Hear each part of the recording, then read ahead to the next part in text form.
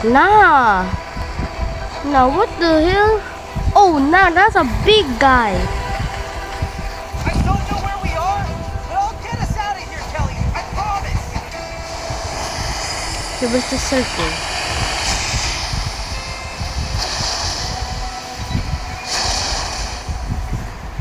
Nah.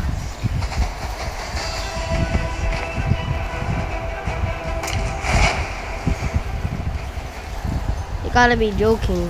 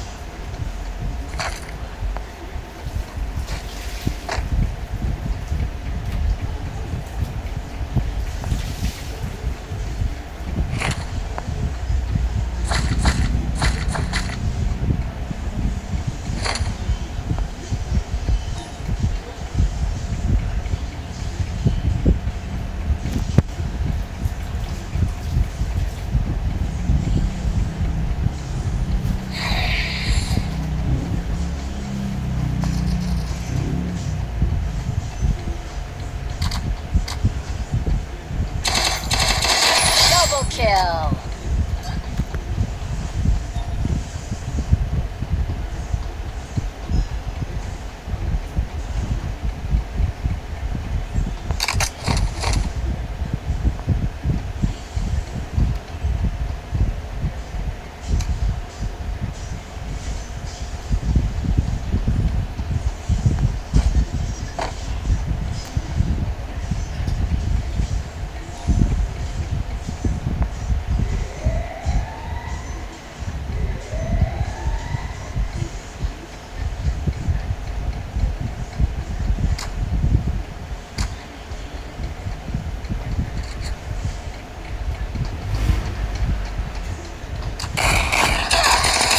Triple kill.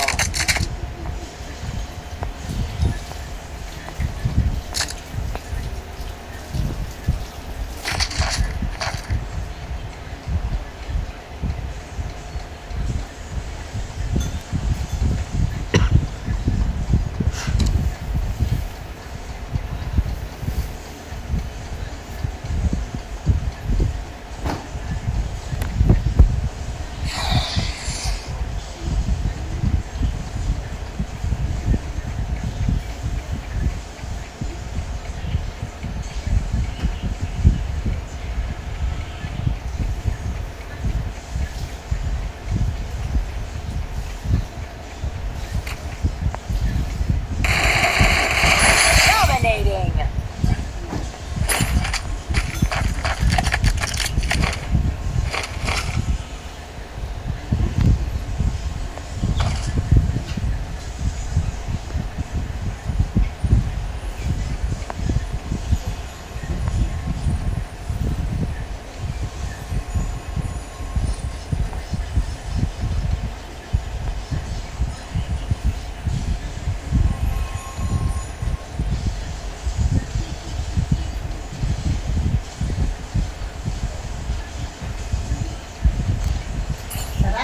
Liit ng sisiw.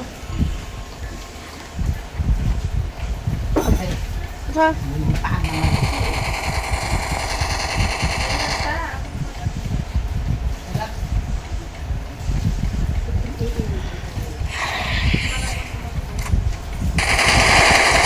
Unstoppable.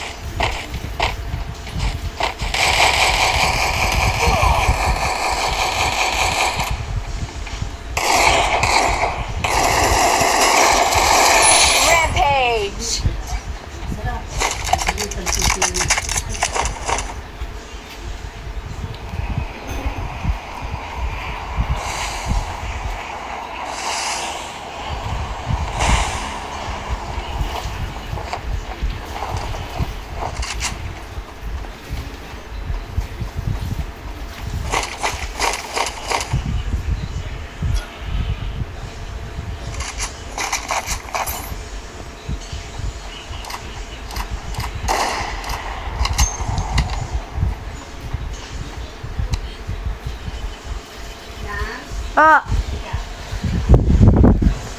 Bakit?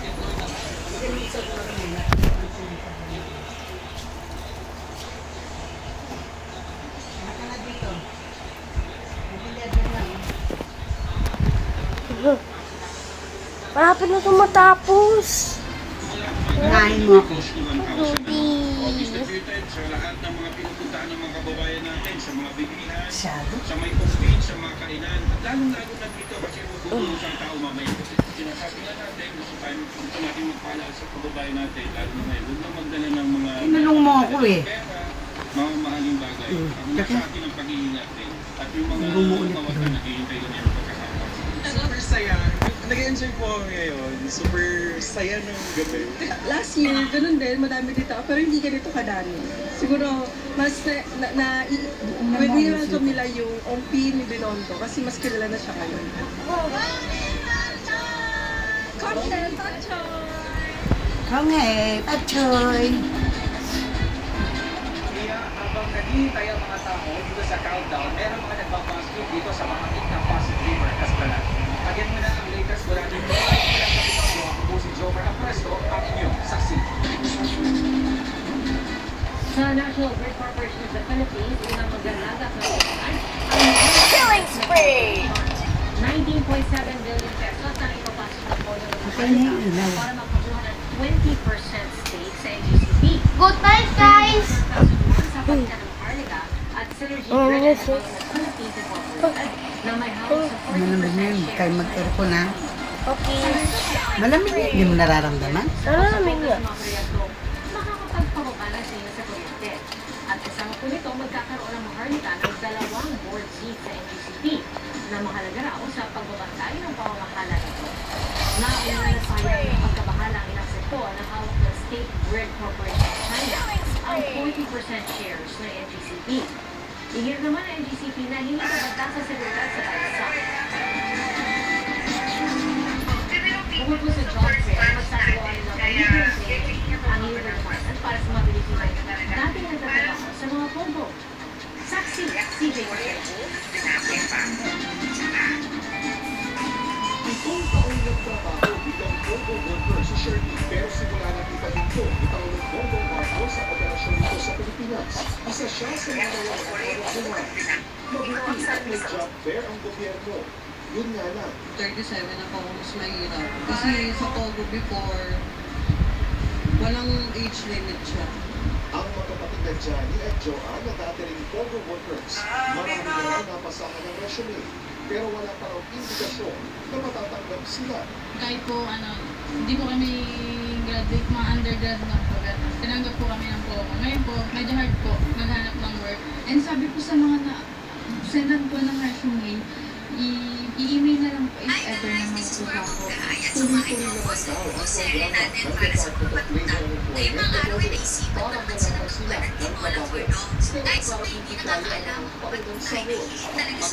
Nakikita ng trabaho sa mga jobs fair, karamihan ay kaya sila sa mga items, matataas sa minimum. Kaya bukod sa job fair, magkakasalig sila ng libreng training para o yung upskilling o retooling para maging kwalipikado sa mga available na trabaho ngayon. Ayon sa DOLE, ang top 5 in-demand jobs para sa ito ay mga trabaho na kinalaman sa information technology, food manufacturing, hotel and restaurant industry, clerical worker and office staff, at mga manggagawa mula sa renewable energy sector. Hanggang bukas, January 29 ang job fair sa Pasay, kung saan mga ibang trabaho ang inaalok. Bukas din ito sa mga fresh grads at iba pang paghahanap ng oportunidad. Para sa GME Enterprises, ako si JP Soya, ang inyong saksi. Ngayon pong huli gabi ng ulo, dahil na mayapang veterana at gas sa Sibuya ng Rey. Pinalala siya ng mga tagahanga at dating nakatrabaho. Saksi, si Orbit Mula sa mga pinakasikat sa pangalan sa mundo ng showbiz hanggang sa mga taga-nama sa kabantaan sa kanya. Hinugos ang pakikiraman sa huling araw ng guro para sa sa Philippine movie icon at si Gloria Romero na namayapa ay pinagsabaw sa kanya na sila. Meron ang makapag-usap sa inyo.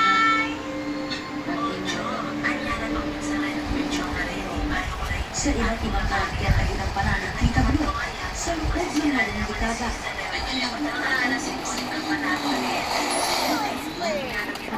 Hindi mabigla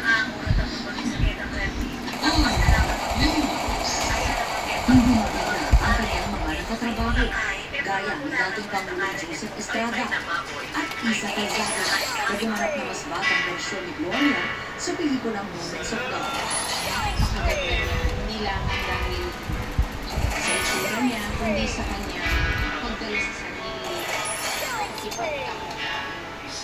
Nagbigay po rin ang co-actor nila sa pelikula na si Victor Dantes.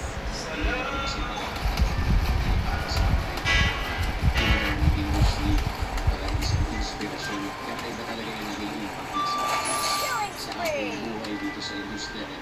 Para kay Film Development Council of the Philippines Chairperson Jose Javier Reyes, si Gloria ang maituturing na Queen of Philippines.